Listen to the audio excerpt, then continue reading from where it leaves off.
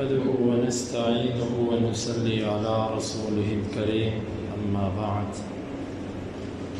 باب إذا اشترط في البيع شروطا لا تحل. یہ باب ہے جب خریدار یا بیچنے والا تجارت کے اندر ایسی شرطیں لگائے جو جائز نہ ہو تو اس بیع کا یا شرط کا کیا حکم ہے. امام بخاری کہتے ہیں ہمیں بیان کیا عبداللہ بن یوسف نے، وہ کہتے ہیں ہمیں خبر دی مالک نے ہشام بن عروہ سے، وہ اپنے باپ عروہ سے، عائشہ رضی اللہ عنہا سے وہ کہتی ہیں جاءتنی بریرہ، میرے پاس بریرہ آئی، فقالت، پس وہ کہنے لگی کاتبت اہلی علی 9 اواق، میں نے اپنے مالکوں سے مکاتبت کی ہے 9 اوقیوں پر، فی کل عام اوقیہ، ہر ایک سال بعد انہیں 1 اوقیہ دوں گی، فاعینینی، پس تو اس پر میری مدد کر. فقلت، عائشہ رضی اللہ عنہ کہتی ہیں میں نے کہا ان احب اہلک ان اعد لہم وَيَكُونُ وَلَاؤُكِ لِي فَعَلْتُ، اگر تیرے مالک یہ پسند کریں کہ میں ان کو ادا کر دوں اور ولا جو ہے نا تیری وہ میرے لیے ہوگی. فَذَهَبَتْ بَرِيرَةُ إِلَىٰ أَهْلِهَا، بریرہ رضی اللہ عنہ اپنے مالکوں کی طرف گئیں. فَقَالَتْ لَهُمْ، پس انہوں نے ان سے وہ بات کی جو عائشہ رضی اللہ عنہ نے ان سے کہی تھی. فَأَبَوْا ذَلِكَ عَلَيْهَا، انہوں نے اس بات پر انکار کر دیا. فجاءت من عندهم، وہ بریرہ ان کی طرف سے آئی عائشہ رضی اللہ عنہ کے پاس، ورسول اللہ صلی اللہ علیہ وسلم جالس، آپ بیٹھے ہوئے تھے. فقالت انی عرضت ذلك علیہم فابوا الا ان يكون الولاء لهم، وہ کہنے لگی میں نے آپ کی جو آفر تھی ان کو پیش کی، انہوں نے انکار کر دیا مگر ایک ہی بات کہ ہم ولا لیں گے. نبی صلی اللہ علیہ وسلم نے اس بات کو سنا. فاخبرت عائشہ النبی، عائشہ نے نبی صلی اللہ علیہ وسلم کو ساری بات سنائی. فقال خذیها واشترطی لهم الولاء، آپ نے فرمایا اس کو خریدو اور ولا کی شرط لگاؤ. انما الولاء لمن اعتق، ولا اس کی ہوتی ہے جو آزاد کرتا ہے. ففعلت عائشہ، تو عائشہ نے ایسے کیا. ثم قام رسول اللہ صلی اللہ علیہ وسلم فی الناس، پھر آپ لوگوں میں کھڑے ہوئے. فحمد اللہ واثنى علیہ، آپ نے اللہ کی تعریف کی اور اس کی حمد بیان کی.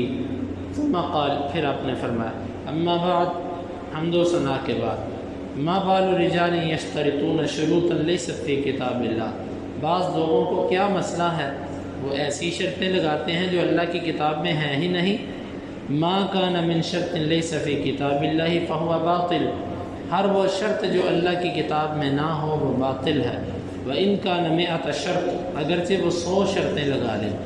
قضاء اللہ حق وشرط اللہ اوثق، اللہ کا فیصلہ زیادہ حق رکھتا ہے اور اللہ کی شرط زیادہ مضبوط ہے. انما الولاء لمن اعتق، ولا اس کی ہوگی جو آزاد کرے گا.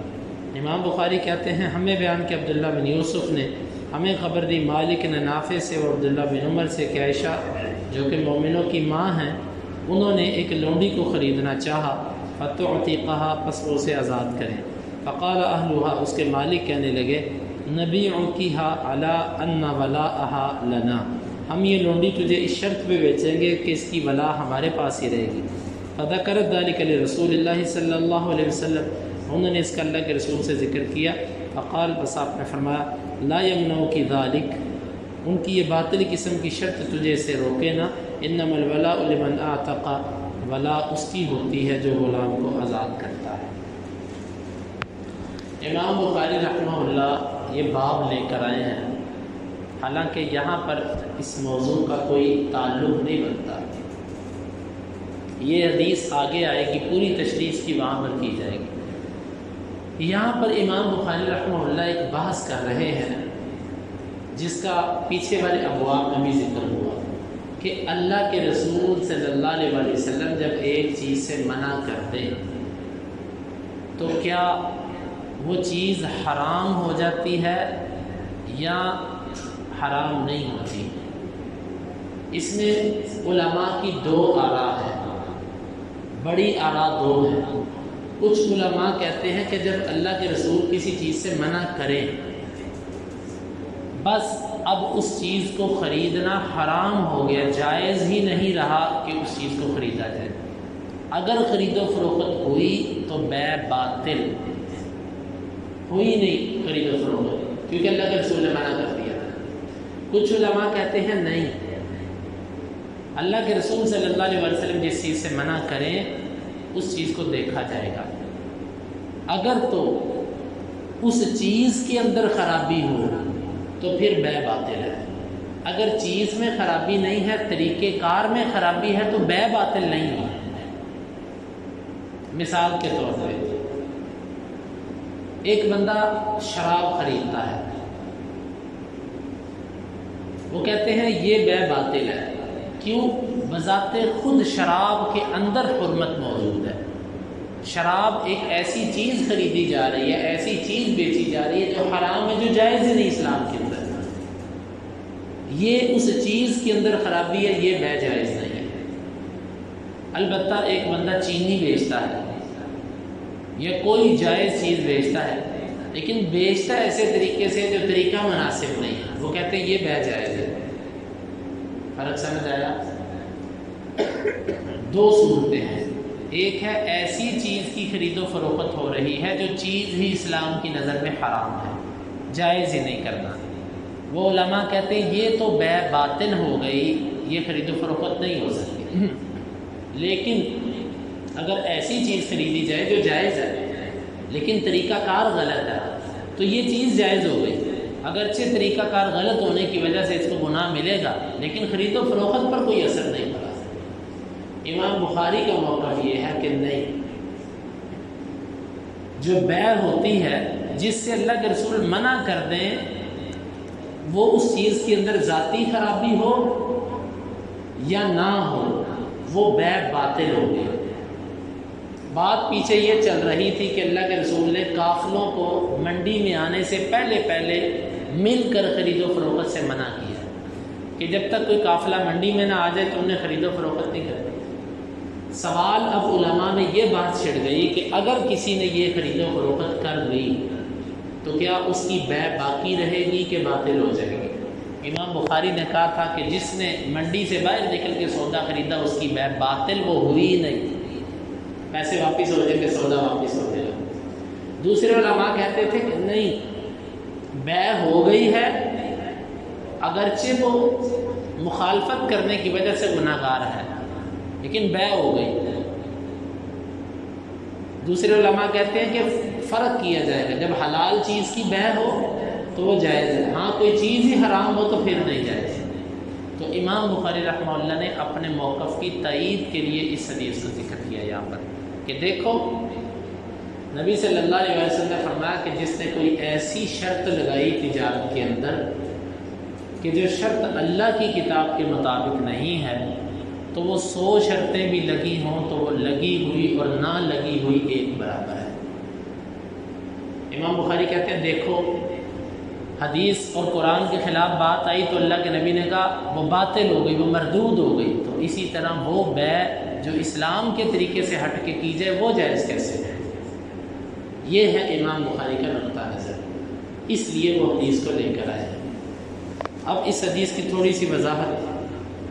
بریرہ ایک لونڈی تھی اپنے مالکوں کی، اس نے اپنے مالکوں سے کہا کہ مجھے آزاد کرو۔ غلام اپنے مالک سے مکاتبت کرتا تھا، مکاتبت یہ ہوتی تھی کہ لکھت پڑھت کر لو کہ میں تمہیں اتنے پیسے دوں گا، تم نے مجھے آزاد کر دینا۔ اس نے اپنے مالکوں سے کہا میرے سے مکاتبت کرو، لکھت پڑھت کرو، میں کتنے پیسے دوں تو تم مجھے آزاد کر دے۔ انہوں نے کہا کہ 9 اوقیے، 9 اوقیے، ایک اوقیے کے اندر 40 درہم ہوتے ہیں، تو 9 اوقیے یہ طے ہوا ان کا آپس میں، تقریباً یہ بن گیا 360 اوقیے۔ تو یہ اس نے کہا کہ میں ہر سال آپ کو 1 اوقیہ دوں گی، یوں 9 قسطوں کے اندر 9 سالوں کے اندر میں آپ کو اپنی پوری قیمت ادا کر دوں گی، آپ نے پھر مجھے پورا آزاد کر دینا۔ یہ بات طے ہو گئی۔ یہ معاہدہ کرنے کے بعد عائشہ رضی اللہ عنہ کے پاس آئی اور آ کر کہنے لگی کہ آپ میرے ساتھ تھوڑی سی مدد کریں مجھے آزاد کرانے میں۔ عائشہ رضی اللہ عنہ کہتی ہیں تھوڑی سی کیا، میں سارے پیسے تیرے دے دیتی۔ کہا دے دے۔ انہوں نے کہا لیکن اپنے مالکوں سے ایک بات کر کے آؤ کہ تیری ولا جو ہے وہ میرے نام پہ ہو۔ ولا کیا ہوتا ہے؟ آسان ولا کی انشاءاللہ ہم تفصیل آگے کریں گے۔ آسان لفظوں میں یوں سمجھ لیں کہ غلام کا جو ترکہ ہوتا ہے، غلام نے اپنی زندگی میں جو کوئی تھوڑی بہت چیز جمع کی وہ، یا دوسری بات غلام کی نسبت، غلاموں کی ایک نسبت ہوا کرتی تھی کہ یہ فلانا غلام ہے، فلانا قبیل، کیونکہ جو غلام کا مالک ہوتا تھا اس کی نسبت اس مالک کے قبیلے کی طرف ہوتی تھی۔ مثال کے طور پہ امام بخاری کو کہا جاتا ہے کہ محمد بن اسماعیل البخاری الجعفی۔ امام بخاری جعفہ قبیلے سے نہیں تھے، آپ جعفہ قبیلے سے نہیں تھے، بلکہ ان کے دادا نے جعفی کے ہاتھ پر اسلام قبول کیا تھا، تو جو جس کے ہاتھ پر اسلام قبول کرتا یا جو جس کا غلام ہوتا اس کی نسبت اس کے قبیلے کی طرف ہو جاتی۔ تو عائشہ رضی اللہ عنہ کہنے لگی کہ تیری نسبت پھر میری طرف ہوگی کہ یہ عائشہ کی غلام ہے، میرے قبیلے کی طرف ہوگی، میری طرف ہوگی، یہ ولا میری ہوگی۔ مزید اس کی وضاحت انشاءاللہ آگے کریں گے۔ تو اس کے مالکوں نے کہا نہیں نہیں، ولا ہماری رہے گی، نسبت ہماری چلے گی، بس تم آزاد کر دو۔ عائشہ رضی اللہ عنہ کہتی کہ یہ شرط تو نہیں میں مانتی۔ اتنے میں نبی صلی اللہ علیہ وسلم آ گئے، آپ نے ساری بات نبی صلی اللہ علیہ وسلم کو بتائی اور کہا کہ ایسے ایسے وہ کہہ رہے ہیں۔ آپ نے فرمایا نہیں، یہ غلام لونڈی تم خریدو، اس کو آزاد کر دو اور اس کے مالکوں سے یہ شرط لگاؤ کہ یہ ولا تمہاری ہے، کیونکہ اصول یہ ہے کہ جو پیسے خرچ کے کوئی چیز لیتا ہے ولا بھی اس کی ہوتی ہے، جو غلام کو آزاد کرتا ہے ولا اس کی ہوتی ہے۔ انہوں نے تو پیسے لے لیے، اب وہ ولا کے حقدار کیسے رہ گئے؟ تو آپ نے فرمایا کہ ہر وہ شرط جو اللہ کی کتاب میں نہیں ہے، اللہ کی کتاب کے خلاف ہے، وہ اگرچہ 100 شرطیں کیوں نہ ہوں وہ باطل ہے، اس کی کوئی حیثیت نہیں ہے۔ یہ ہے پورا واقعہ۔ یہاں سے آپ کو امام بخاری کا استدلال اس ٹکڑے سے ہے، ہر وہ شرط جو قرآن کے خلاف ہے، وہ 100 شرطیں کیوں نہ ہوں وہ باطل ہے۔ امام بخاری کہتے ہیں کہ لہٰذا ہر وہ شرط جو اسلام کے خلاف تھی، ہر وہ بیع جو اسلام کے خلاف تھی وہ باطل ہو گئی، وہ کی ہوئی اور نہ کی ہوئی برابر۔ یہ ہے امام بخاری کا نقطہ نظر۔ اب اس حدیث کے 2-3 مقامات کی بس وضاحت لے لیں، باقی اس کی مزید تشریح آئندہ۔ اس سے یہ بات معلوم ہوئی کہ قسطوں پر چیز لینا جائز ہے، بشرطے کہ قیمت میں فرق نہ آئے۔ قیمت میں فرق نہیں آنا چاہیے کہ نقد خریدو گے تو اتنے کی، ادھار خریدو گے تو اتنے کی، وگرنہ قسطوں پر چیز لینا جائز ہے، قیمت جب ایک ہو۔ جس طرح کہ 9 اوقیہ قیمت طے ہوئی اور یہ قسط طے ہوئی کہ ہر سال کے اندر 1 اوقیہ آپ کو دوں گی، یہ جائز ہے ایسے کرنا۔ اب نبی صلی اللہ علیہ وسلم نے کہہ دیا کہ آپ یہ چیز خرید لو، جو غلام کو آزاد کرتا ہے ولا اس کی ہوتی ہے۔ یہ مطلب نہیں کہ پیسے کسی اور کے لگے ہوں اور نام کوئی اور کمائے، شہرت کوئی اور کما جائے، یہ نہیں ہو سکتا۔ تو یہ انشاءاللہ العزیز حدیث آگے بھی آ رہی ہے، وہاں پر ہم اس کی مزید وضاحت کر دیں گے۔ تو اگلی حدیث جو ہے امام بخاری وہ بھی اسی صورت میں لائے ہیں۔ تو یہ 2 احادیث تھیں جن سے امام بخاری نے اپنے ایک مسئلے کو ثابت کرنا چاہا۔ اللہ تعالیٰ سے دعا ہے کہ اللہ تعالیٰ ہمیں ان احادیث کو سمجھنے کی اور ان پر عمل کرنے کی توفیق عطا فرمائے۔ اللہم انفعنا بما علمتنا وعلمنا ما ينفعنا وزدنا علما وآخر دعوانا ان الحمد للہ رب العالمین۔ حدیث نمبر 2168۔